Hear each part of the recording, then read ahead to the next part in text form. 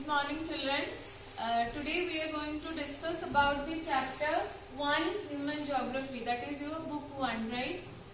So we will start here.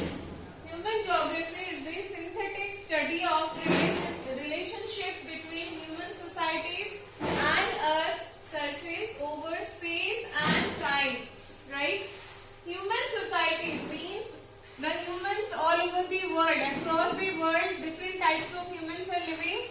They are interacting with their own Earth's different phenomena, right? Earth's phenomena like the air, like the soil, like the plants and animals available there, right?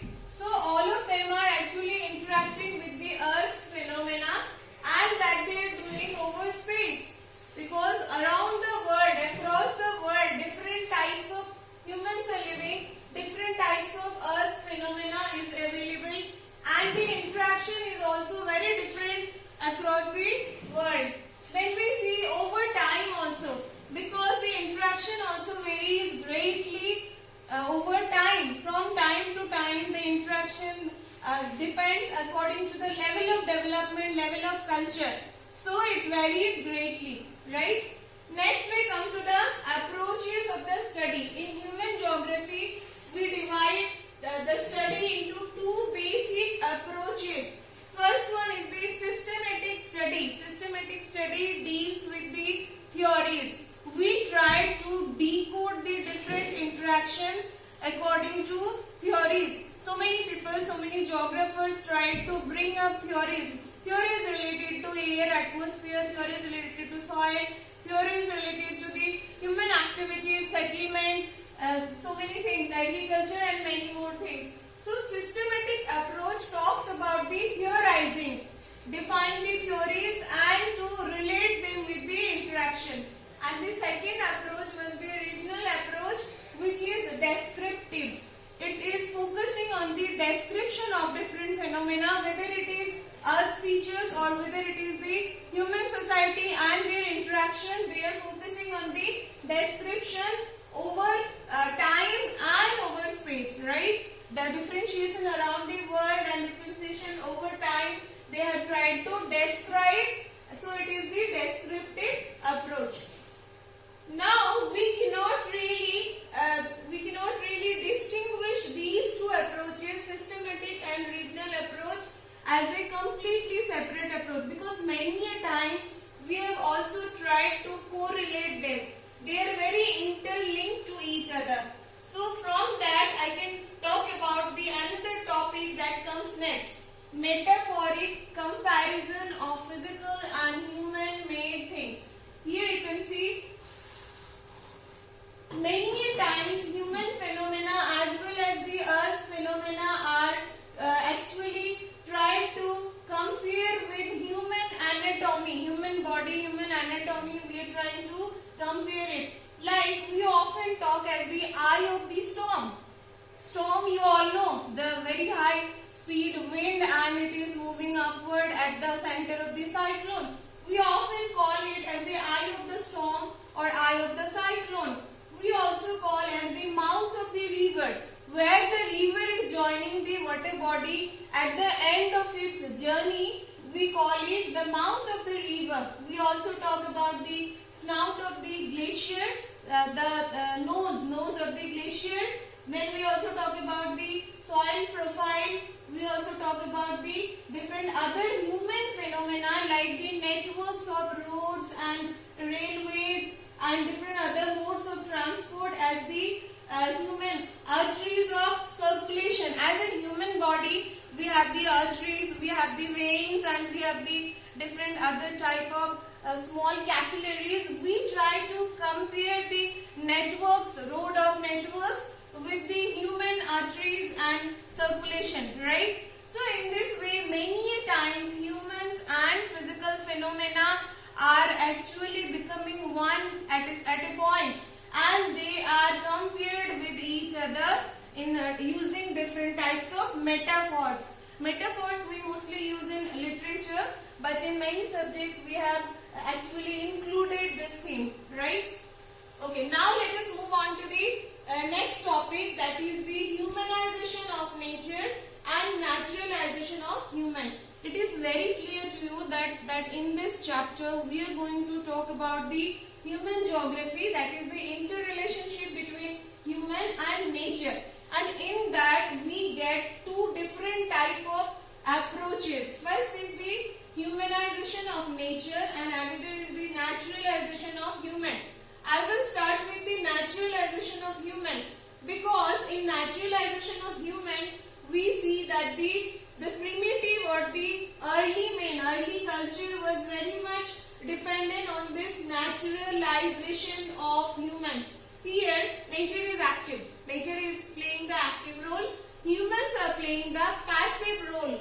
So that means here the nature is controlling everything and humans need to adapt to the nature according to the possibilities given by nature. Humans also need to adjust to the restrictions provided by the nature. So in the early societies, we see that different type of examples related to it.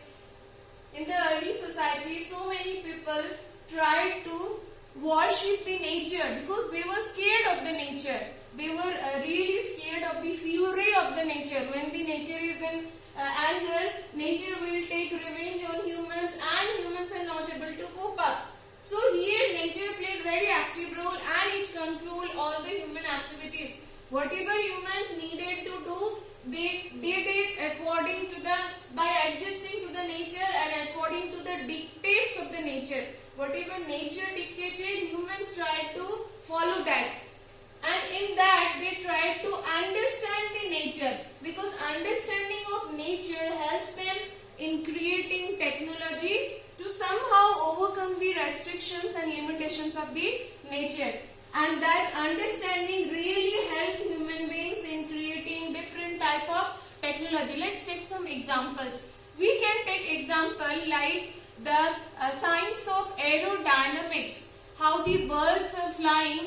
Understanding that really helped us in developing the aircraft and the aviation industry. So the entire aviation industry is working on the laws of thermodynamics, and thermodynamics help the humans in creating the technology related to the aviation and flying of aircraft, right? We can take another example like the understanding the human anatomy and the DNA help humans to fight the diseases. When we are able to find out the genetic disorder and different type of DNA formations, now we are able to develop the different type of antibodies, antiviral things, and we are able to combat the diseases, right? So because of that understanding of the nature, we are able to develop the technology to overcome the restrictions imposed on us.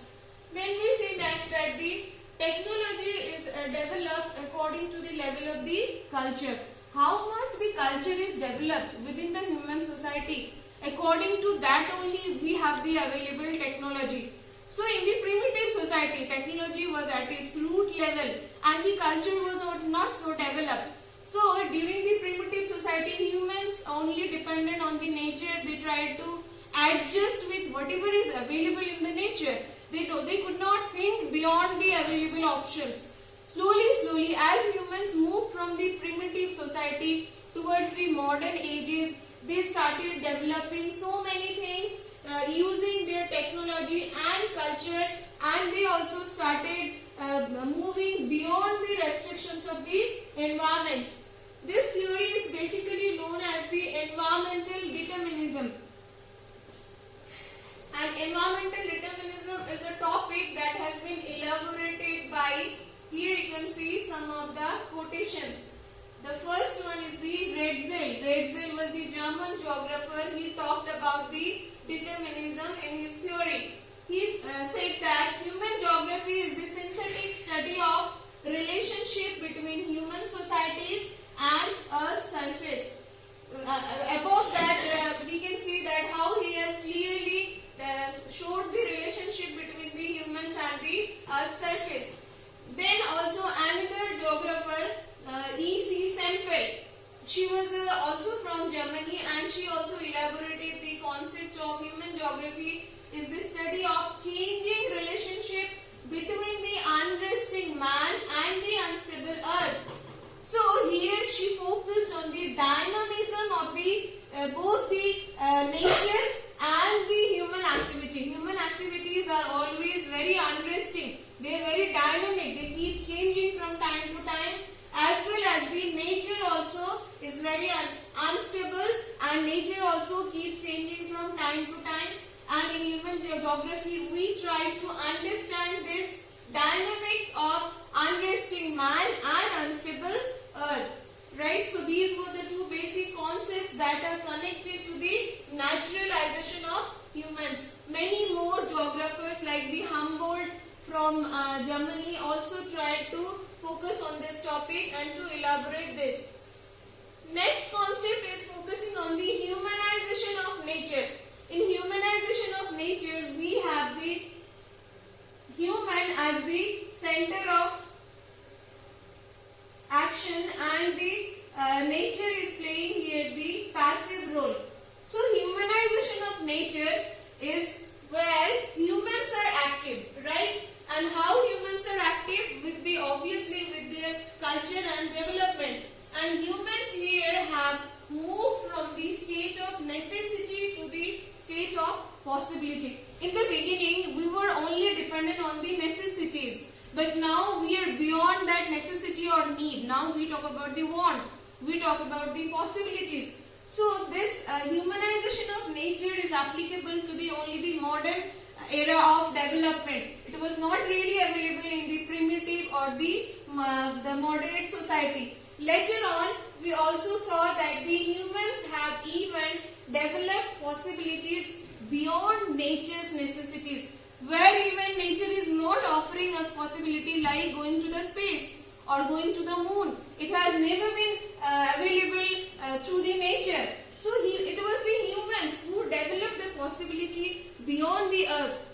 We were only on the earth in the beginning, but later on we thought of going beyond the limit, and we tried to conquer the other world also, and that's why we developed the other possibilities. Even human beings are nowadays thinking of making in future in habitations in the on Earth or in other planets as well. So humanization of nature happened through the opportunities, because humans have created so many possibilities beyond the opportunities given by the nature. So now you can see that this theory is very much linked to the concept of another geographer given by Paul Vidal de la Lache. He was a French geographer, and he talked about that conception resulting from a more synthetic knowledge of the physical laws governing our earth and the relations between the living beings which inhabit it. So this theory is known as the possibilism, and it is talking about the humanization of nature, humans' journey beyond the nature's limits, beyond the nature's opportunities. So that was the possibilism. Okay.